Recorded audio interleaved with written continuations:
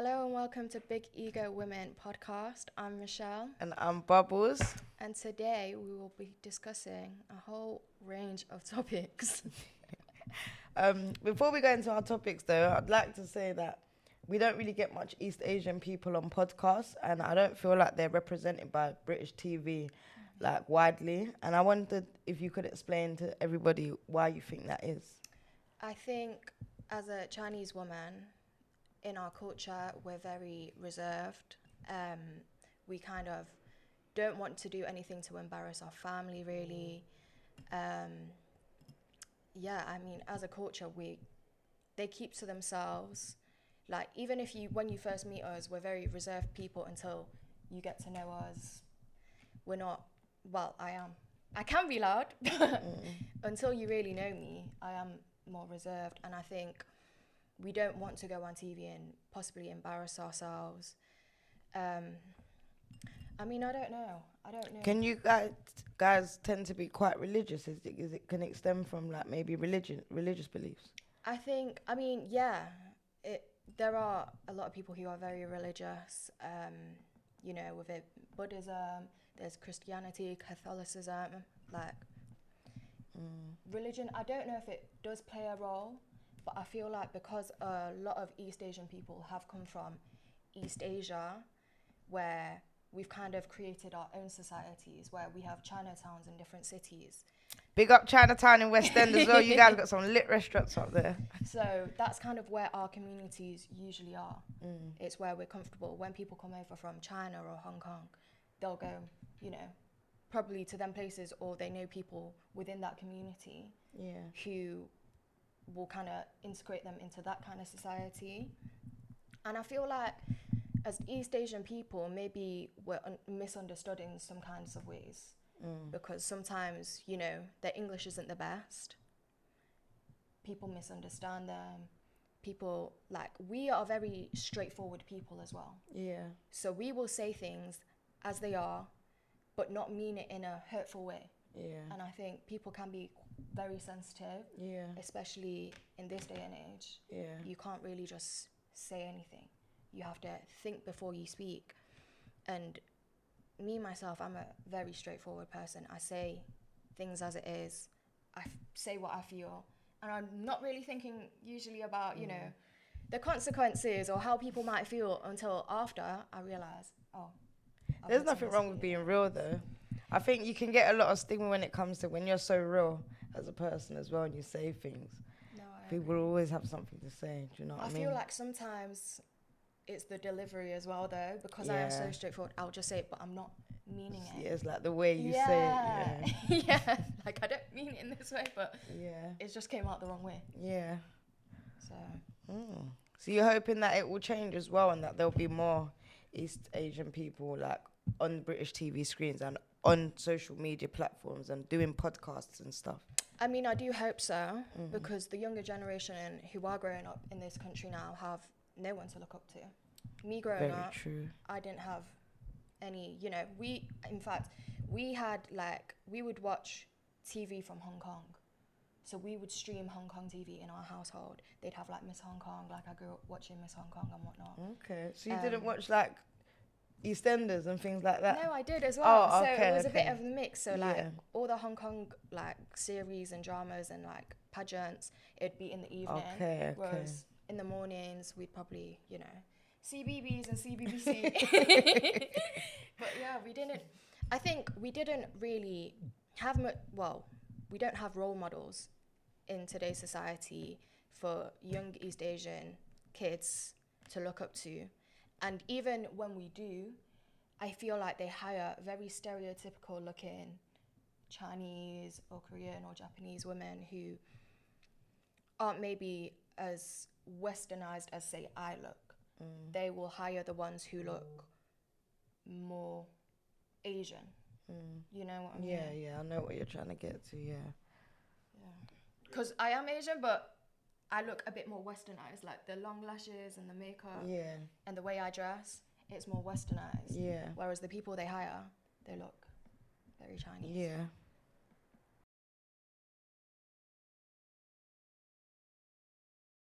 Okay. All right, guys. So we're gonna go into our next topic, which is we're discussing one night stands and casual sex, and why it's actually becoming normalized in today's society. And do you think it's more popular for people to now, rather than committing to a relationship, just stick to casual sex with somebody, what they like to call situationships, or have one night stands? I think it is in today's society more common.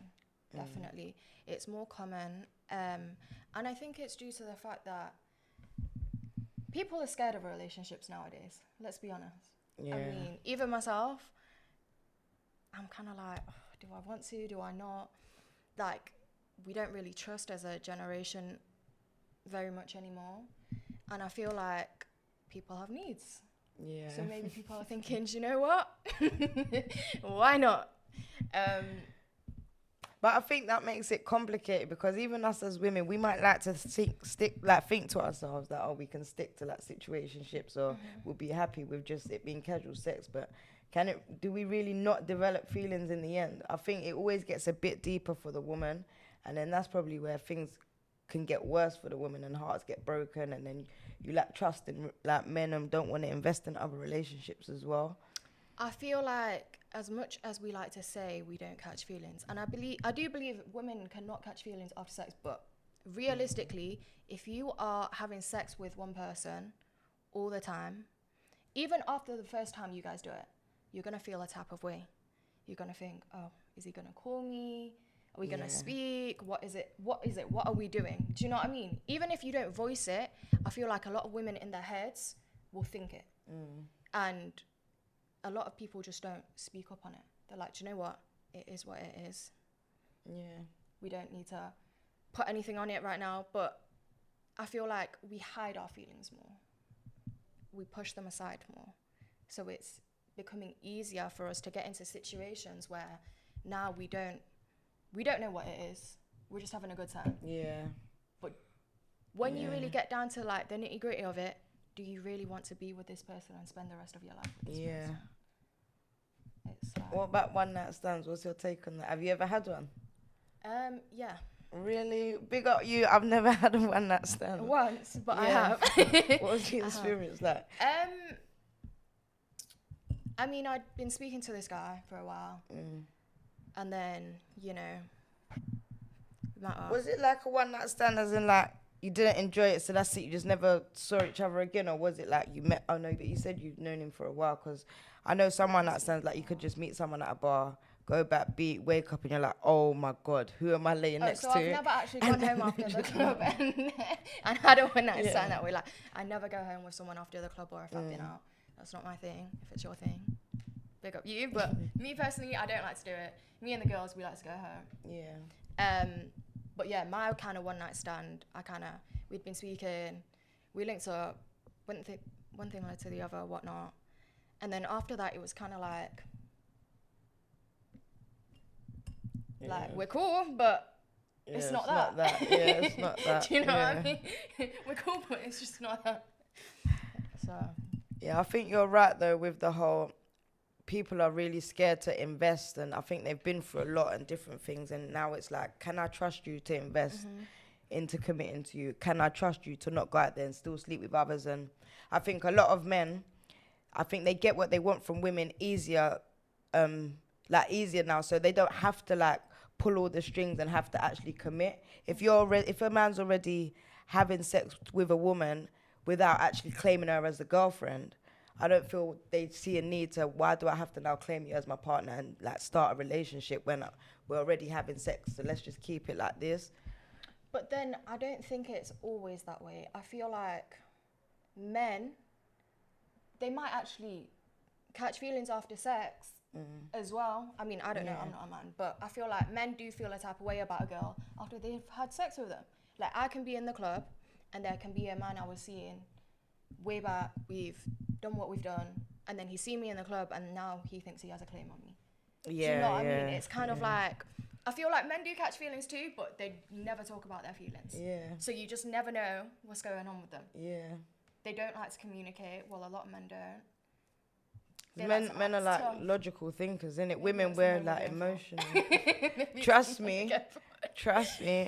It's not even the men we go for. I just think it's what we allow ourselves to, how we allow ourselves to be treated.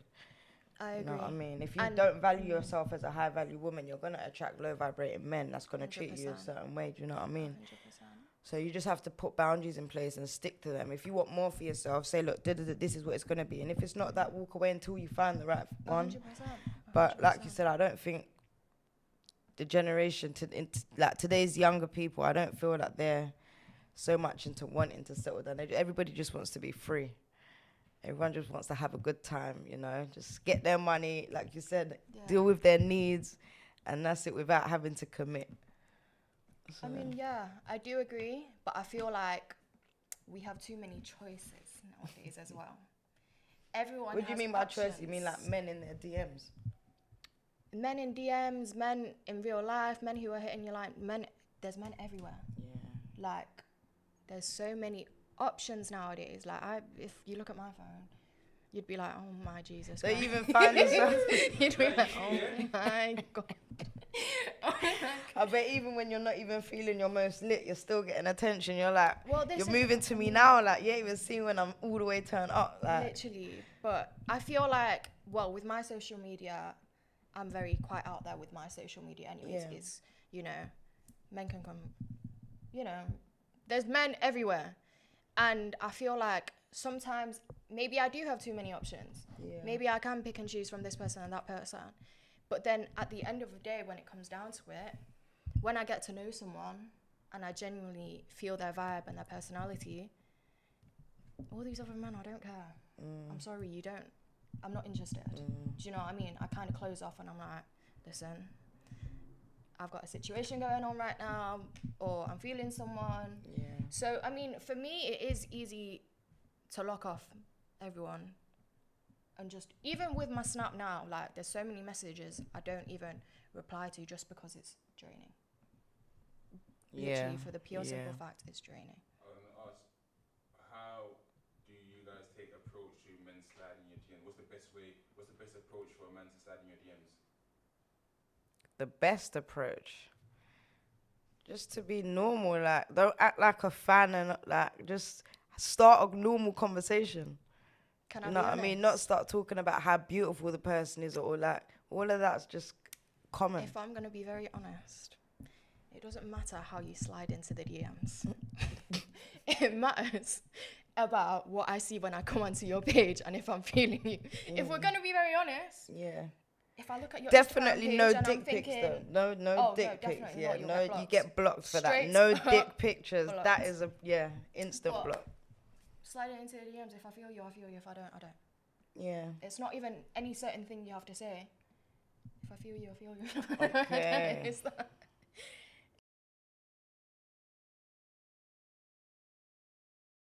Your partner having bad hygiene. They've got bad breath. Yeah, you've noticed it a few times. What do you do?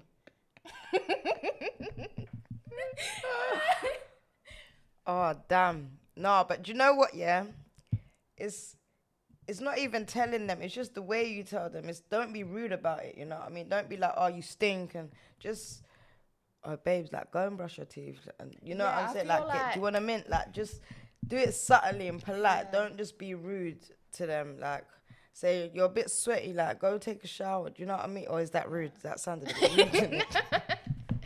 But I would, like, if it was me, I'd want my partner to tell me. Definitely, because, I mean, you never know. You could be doing something and then you're a bit sweaty and your body starts to produce an odour. I'd want you to tell me, especially if you find that it's been an ongoing thing. Like, there could be an illness going on. Like, you don't know what. True. So I'd want my partner to tell me, and I'd also tell my partner. But, yeah, that's a tricky one. I mean, I feel like you'd have to tell your partner. If you're noticing it all the time, come on. And how would you get close to them? If they're smelling, it's going to be uncomfortable. You're not going to want to, like, be close to them. I mean, personally, I don't think I'd date someone with bad hygiene anyways. But what if they didn't, in the first instance? Well, then something must be going on. Because why all of a sudden... What if, like, maybe, I don't know, I'm just throwing this out there, they're comfortable. Maybe, like, when they first was dating you, like, they're really making an effort to take care of their appearance and their hygiene, and now they're comfortable and they've got you. Then they just start not. Then you're a fraud. So just walk away anyway. You're saying, I mean, if we vibes, I'm gonna want to better you as a person. As a man, I'm gonna want to better you. I'm not. See, I am straightforward talking. I might be like, listen, you need to get in the shower. I might. I am a straightforward person, and depending on our relationship, if we are together, I'll tell you straight, you need to get in the shower. But if we're just kind of seeing each other at the start and we're kind of, then we're it'd not be really, a turn off, yeah. I'd you know either what, walk away, or I'd be like, listen, we're going out, you need to get in the shower before we go out, I'll meet you. Yeah. Do you know what I mean? Or something like that. But if we've been together a long time, I'm going to tell you. You need to get in the shower. What about with your friends?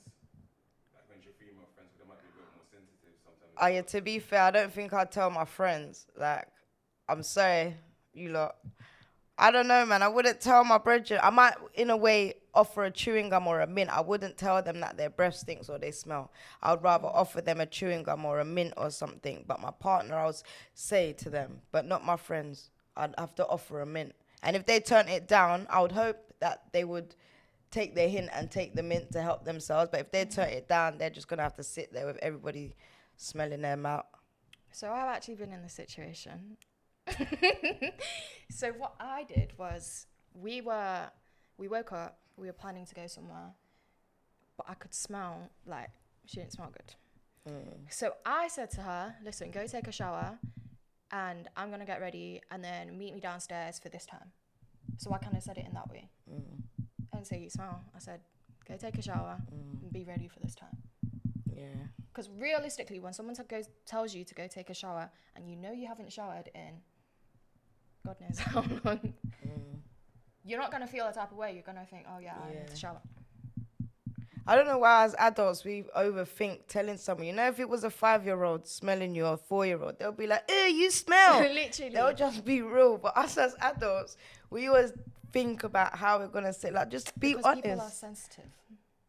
Yeah, but People I think will kids are like the over this shit. Like, people are so sensitive, they'll take it the wrong way and be like, but when a kid says it, they'll probably like just laugh it off, innit? But kids are the most innocent, so if anything, like what they're saying is fact. So, yeah, man, nah. Maybe just send a kid to random. Send like a little private DM, like, babe, you smell a bit, you know?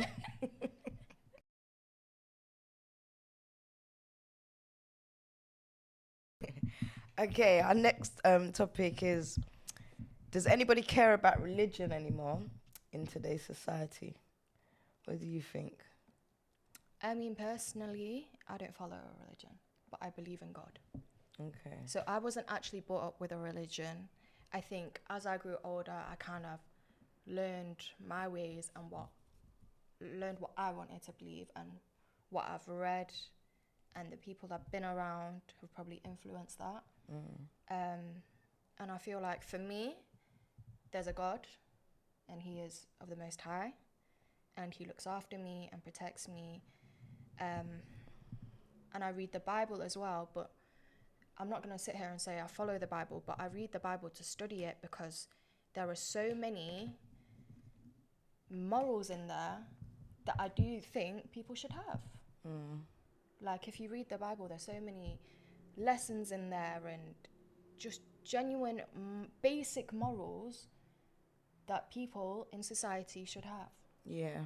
You know, I think people are trying to get away from like having to commit to a certain religion and just follow, you know, like, because everybody's a sinner. Instead of being able to say, well, you do this, and it's against your religion. I think a lot more people these days are tending to become more like into this whole spirituality, universal meditation sort of realm, rather than being a specific religion. I know a lot of people now that talk about being on a spiritual journey and manifesting and meditating, and they don't believe in God, but they believe in the universe, like a higher power and things like that. But I think that's more to do with even interpreting a religion in a way that you can understand. I think some people are now realizing that maybe they understand it better in, like, you know, they say things like angel numbers and like sequences and like subliminal messages from the universe. They'll say, if you see this, it means God's communicating with you and stuff like that. Maybe in religion, people weren't able to maybe actually understand it to follow it. So, yeah, that's my take on people. I think there are still people that follow religion, but they're more call it universe? I feel like, especially through COVID, everyone became more self-aware. Yeah. Everyone read a lot more. Well, I don't know. Because we had to be alone with ourselves, isn't it? So different things work for different people. And religion at the end of the day is hope. Yeah. Yeah. Hope and belief and faith that there is someone looking out for you, an afterlife, that you reap what you sow, you know. So you can't, there's no way in the world we could have one universal religion because we're all different people. We all have different opinions. So it's really what works for each other as individuals. It is like, that's for you. But then as a society, we will sit here and judge everyone and be like, no, but that's the wrong way, this is the wrong way. And I don't think we should, as human beings, impose any of that, any beliefs onto any other person. Because what works for them might not work for you. Yeah. Like, what they believe in might have brought them so far, but it's not done anything for you. But God has done this for you, or your spirituality has done this for you. Or, you know, if you're Muslim, like, Allah's done it for you. But don't you think it's the same, like, concept? It's just, it's been boxed off. You're in that group, you're in that group. Don't you think it's just separating everybody to each religion? But if you think about it, it's all like a belief in a higher power, in a God that's guiding you. Like you said, having faith, belief. It's believing in something that you can't see. So I think they're all interconnected, and that's why we branch it as religion. It's what you believe. Like, that's religion, what you believe. And it's just such a complex topic because there's just so much to it. Yeah. I don't know a lot of people that go church anymore, actually. I mean, I grew up from a family that are very religious, grew up as a Catholic, and we done the whole baptism, Holy Communion, confirmation. But I mean, I haven't been to a christening or a Holy Communion, a wedding for such a long time. And I think it's like Bobby was saying, I think not a lot of people are following religions anymore. They're not just not. I don't know if it's because the generation now. In the news, it's all coming out now that a lot of these religious institutions are doing things behind the scenes that go against the religion as well. So now we're seeing in this culture where everyone's getting exposed, priests are getting exposed, you know, pastors, popes, like, behind closed doors, people are doing madnesses. But they're the head of these institutions. It makes people not believe. And I don't believe we need to go to a certain place to say we're religious. It's what we believe at the end of the day.